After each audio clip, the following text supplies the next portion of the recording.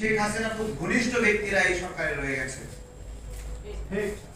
তাহলে দেখেন, শেখ হাসিনা আপনার বিধান রঞ্জন রায়কে মানসিক হাসপাতালের পরিচালক করেছে। যখন উপদেষ্টা মণ্ডলের মধ্যে সিদ্ধান্ত আসবে শেখ হাসিনার ফাঁসি দেওয়া উচিত কিনা, তখন কি বিধান রঞ্জন রায় শেখ হাসিনার ফাঁসির বিষয়ে একমত হবে? না হবে একমত হবে না। সুপ্রদীপ চাকমার নাম বলে গেল।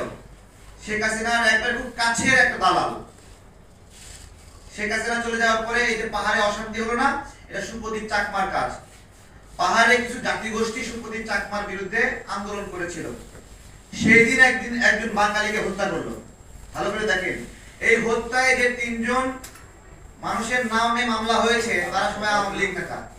তাহলে সুপ্রদীপ চাকমার বিরুদ্ধে যেদিন আন্দোলন করলো সেদিন বাঙালি হত্যা হলো। বাঙালি হত্যার জন্য যে মাস্টার প্ল্যান গুলো তারা আওয়ামী লীগ নেতা। এবার বলেন